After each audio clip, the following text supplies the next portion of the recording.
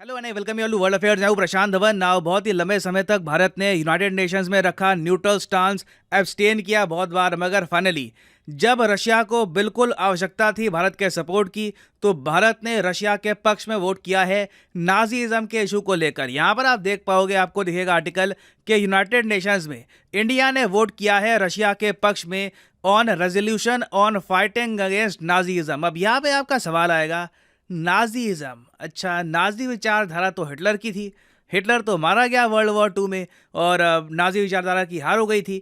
तो आज 2022 में नाजी विचारधारा पर रशिया वोट क्यों करवा रहा था और यहाँ पे इंडिया की हेल्प इनको क्यों चाहिए थी, डिस्कस करेंगे इस वीडियो में। बहुत कुछ आपको जानने को मिलेगा, a lot to know, a lot to discuss as always. But before we begin, आगे बढ़ने से पहले आपसे एक क्वेश्चन पूछूंगा। क्वेश्चन ये है कि लूला डा सिल्वा ये रिसेंटली बने हैं प्रेसिडेंट किस कंट्री के? ये है यहाँ पे आपके ऑप्शंस, कोलंबिया, स्पेन, ब्राजील या फिर अर्जेंटीना। कमेंट सेक्शन में सब लोग करो आंसर, सही आंसर मैं आपको दूंगा वीडियो के अंत में। अच्छा, पहली बात तो यहाँ पर ये समझ लो कि अभी जो रीसेंट वोटिंग हुई है ये यूएन के सिक्योरिटी काउंसिल में नहीं हुई। सिक्योरिटी काउंसिल में आपको मिलेंगे सिर्फ 15 मेंबर्स। ये वोटिंग रशिया ने करवाई यूनाइटेड नेशंस के जनरल असेंबली में। जनरल असेंबली में कोई वीटो होता नहीं है और यहाँ पे जो रेजोल्यूशन है ये बाइंडिंग नहीं होते, मतलब कि जरूरी नहीं है कि इसको आपको फॉलो करना ही है। मगर यूएन जनरल असेंबली में टोटल मेंबर हैं 193। तो जब यहाँ पे एक रेजोल्यूशन पास होता है तो माना जाता है कि ये दुनिया की आवाज है, दुनिया भर के सारे देश मेजॉरिटी में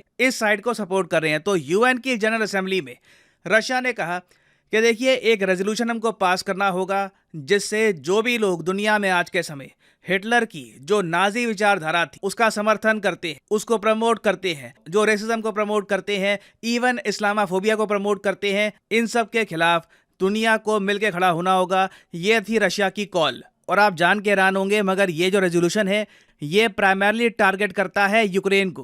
पहली बात तो यहाँ पे आपको समझनी होगी कि बिल्कुल हिटलर 1945 में मर गया था। 30 अप्रैल 1945 को हिटलर ने सुसाइड कर ली थी, मगर हिटलर की जो विचारधारा है आज भी कई जगह जिंदा है। अब फॉर एग्जांपल यहाँ पर आप देख पाओगे, आपको आर्टिकल मिलेगा यूक्रेन के नियो नाजी बटालियन। यूक्रेन में कई जो सोल्जर्स हैं, कई बटालियन हैं, उनके कनेक्शन है या आप कह लीजिए उनको काफ़ी इंस्पिरेशन मिलती है हिटलर की विचारधारा से। और यहाँ पे आप देख पाओगे इवन यूएसए का जो मीडिया है ये भी कह रहा है कि यूक्रेन की जो नाजी प्रॉब्लम है ये बिल्कुल असली है।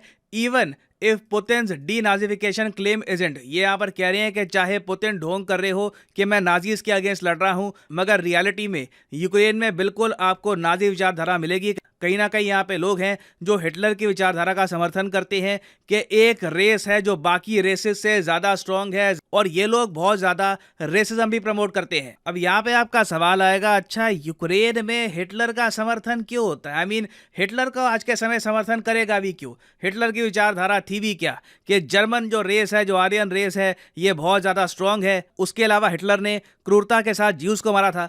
देखो यूक्रेन में जो हिटलर की विचारधारा है ना, वो ज्यूस के अगेंस्ट इतनी नहीं है, क्योंकि आप देखोगे ज़ेलेंस्की खुद एक ज्यू है, उनके प्रेसिडेंट है। मगर हिटलर की विचारधारा का एक पार्ट ये भी था कि हिटलर रशियंस को पसंद नहीं करते थे। रशियंस जो by race, by ethnicity Slavs हैं, इनको हिटलर बिल्कुल मिटा देना चाहते थे। और वर्ल्ड वॉर 2 में आप अगर जाकर देखोगे ना, तो उस वक्त यूक्रेन का जो ये वाला पार्ट है, उस वक्त Ukraine as a country independent था नहीं, ये बस यूएसएसआर का ही पार्ट था। मगर जब हिटलर की फोर्सेस बिल्कुल पास पहुंच गई यूक्रेन के, तो यूक्रेन के एक बहुत ही बड़े पार्ट ने कर दिया सरेंडर और ये कहा हिटलर को कि देखिए हम आपकी हेल्प करेंगे, इसके बदले में हमको बख्श देना, हम आपकी हेल्प करेंगे यूएसएसआर में स्टालिन को हराने में।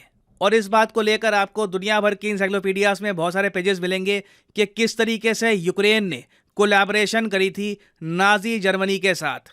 ये एक हिस्टोरिकल फैक्ट है। अब हालांकि यहाँ पे आप कह सकते हैं कि ऐसा नहीं है कि यूक्रेन के लोग हिटलर की विचारधारा से एग्री करते थे, इनका कुछ और इशू था। इनको स्टालिन पसंद नहीं था, इनको उम्मीद ये थी कि हिटलर आएगा तो स्टालिन पीछे हट जाएगा तो इनको थोड़ी आज़ादी मिलेगी। बट कहीं ना कहीं आप कह लीजिए 1945 से ना यूक्रेन में नाजी विचारधारा के प्रति एक आप कह लीजिए अट्रैक्शन सा पैदा हो गया, और ये अट्रैक्शन आज भी जिंदा है। जब यूक्रेन लड़ रहा है रशिया से, हिटलर ने बेसिकली किया क्या था? हिटलर ने अटैक किया था रशियंस को। तो यूक्रेनियंस भी आज के समय काफ़ी जगह ये इंस्पायर होते हैं हिटलर से कि जिस तरीके से एक बार को हिटलर ने भी रशियंस को खड़का दिया था, हम भी एक बार को रशियंस को खड़का देंगे। हालांकि अंत में हिटलर की हार हुई थी, यूएसए और यूएसएसआर ने मिलकर हिटलर को हरा दिया था। मगर आप कह लीजिए ये हिस्ट्री का एक बहुत ही अजीब सा पहलू है कि यूक्रेन में आज भी आपको हिटलर की विचारधारा के बहुत सारे फैन मिलेंगे। इसका मतलब ये नहीं है कि पूरा जो यूक्रेन है ये फॉलो करता है हिटलर की विचारधारा को। उल्टा ज़ेलेंस्की काफ़ी बार कह चुके हैं कि हिटलर गलत आदमी था, उसने गलत काम किए थे। मगर यूक्रेन में काफ़ी जगह आपको सैनिक मिलेंगे, काफ़ी इनके गांव मिलेंगे, इनकी डिस्ट्रिक्ट्स मिलेंगी जहां पर नाजी विचारधारा की प्रॉब्लम बिल्कुल जीवित है। और काफ़ी बार पुतिन ने क्या किया है कि यूक्रेन की जो ये नाजी प्रॉब्लम है इसको हाईलाइट करते हुए, ये इसको पॉइंट आउट करते हुए कहा है कि देखा, इसीलिए मैंने यूक्रेन पे अटैक किया है। आपने देखा होगा पुतिन ने हाल ही में कुछ महीने पहले जब अपने देशवासियों को भाषण दिया तब इन्होंने ये कहा कि यूक्रेन में इनका ऑपरेशन तब तक नहीं रुकेगा जब तक ये यूक्रेन को डीनाजीफाई नहीं कर देते, यूक्रेन से जो नाजी विचारधारा है इसको बिल्कुल रिमूव नहीं कर देते। और हाल ही में यूनाइटेड नेशंस में जो ये रशिया ने वोटिंग करवाई है नाजी विचारधारा से लड़ने के इशू के मामले में कि क्या आप हमारे साथ हैं, हमारे खिलाफ है, इस मामले में रशिया का एक हिडन यहाँ पे हिंट यही था कि यूक्रेन में जो इशू है ना, यूक्रेन में जो प्रॉब्लम है नाजीज़म की, हम उसको भी सॉल्व कर रहे हैं। तो इसलिए यूएस और यूके इस रेजोल्यूशन के खिलाफ थे, अगेंस्ट खड़े हो गए। इन्होंने ये कहा कि इस रेजोल्यूशन से रशिया जस्टिफाई कर रहा है अपना अटैक यूक्रेन पर। और अब क्वेश्चन यहाँ पर यही था कि क्या दुनिया रशिया के इस रेजोल्यूशन को सपोर्ट करेगी या फिर नहीं करेगी। क्योंकि वैसे मैं आपको बताऊं तो रशिया ने वैसे ये जो रेजोल्यूशन है ये पास करवाया था 2021 में भी, जब इन्होंने यूक्रेन पर अटैक नहीं किया था ना, उस वक्त भी रेजोल्यूशन पास हुआ था। क्योंकि रशिया बहुत ही गोलमोल भाषा यहाँ पर यूज़ करता है कि जी हम हिटलर की विचारधारा के अगेंस्ट हैं, हम रेसिज्म के अगेंस्ट हैं, हम इस्लामाफोबिया के अगेंस्ट हैं। तो जब ये इस्लामाफोबिया कहते हैं तो बहुत सारे जो इस्लामिक कंट्रीज़ हैं, यूएई, सऊदी अरेबिया वगैरह, पाकिस्तान, ये सब साथ हो जाता है रशिया के। उसके अलावा जब ये कहते हैं हम रेसिज्म के अगेंस्ट हैं तो अफ्रीका समर्थन कर देता है, इंडिया समर्थन कर देता है। और 2021 में आप देखोगे कि रशिया ने बहुत ही आराम से एक ह्यूज मेजोरिटी के साथ ये रेजोल्यूशन पास करवा दिया था। मगर क्वेश्चन ये था कि क्या 2022 में भी रशिया ऐसा करवा पाएगा। और इन दी एंड देखिए वोटिंग आपके सामने है, 105 देशों ने रशिया का समर्थन किया और टोटल 52 कंट्रीज ने इस रेजोल्यूशन के अगेंस्ट वोटिंग करी और 15 कंट्रीज ने एब्सटेन कर दिया। और आप नोटिस करेंगे कि भारत ने वोट किया है यस यहाँ पर समर्थन किया रेजोल्यूशन का, पाकिस्तान ने समर्थन कर दिया क्योंकि रशिया ने यहाँ पर नाजीज़म के साथ इस्लामाफोबिया का जो एंगल है ये भी ऐड कर दिया था। और आप नोटिस करोगे चाइना समेत बांग्लादेश, वेरियस कंट्रीज ने रशिया के इस रेजोल्यूशन का सपोर्ट किया है।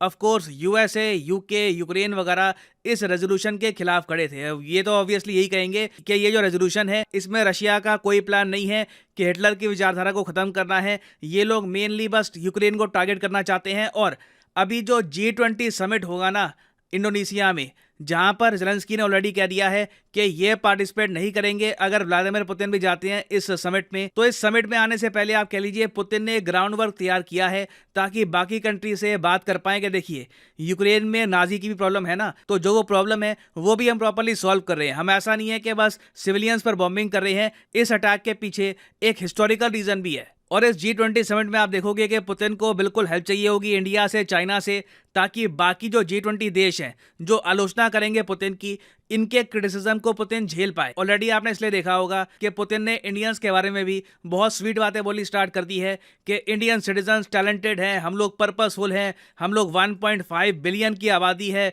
और हम लोग इन द फ्यूचर बिल्कुल रूल करेंगे। रिसेंटली आपने देखा होगा, इससे पहले ही पुतिन ने कहा था कि फ्यूचर बिलोंग्स टू इंडिया। तो इससे आप समझ सकते हैं कि पुतिन कितने ज़्यादा एक स्मार्ट, कनिंग, चालाक पॉलिटिशियन है। इन्होंने बहुत ही स्मार्ट तरीके से हिस्ट्री का एक जो बहुत ज़्यादा इनफेमस चैप्टर है, यूक्रेन की हिस्ट्री का जो चैप्टर है, इसको इस्तेमाल किया अपनी इन्वेजन को जस्टिफाई करने के लिए। और दूसरी तरफ आप देखोगे तो यूएस, यूके, यूक्रेन, बाकी इवन बहुत सारे यूरोपियाई देश सब फेल कर गए आज के समय यूक्रेन को इस इशू में डिफेंड करने से। तो मैं उम्मीद करता हूं कि अब आपको समझ में आ गई होगी बात कि नाजी विचारधारा पर रिसेंटली यूएन में वोटिंग क्यों हुई है और इंडिया ने रशिया का समर्थन यहां पर क्यों किया। ना वापस आते हैं अपने क्वेश्चन की तरफ।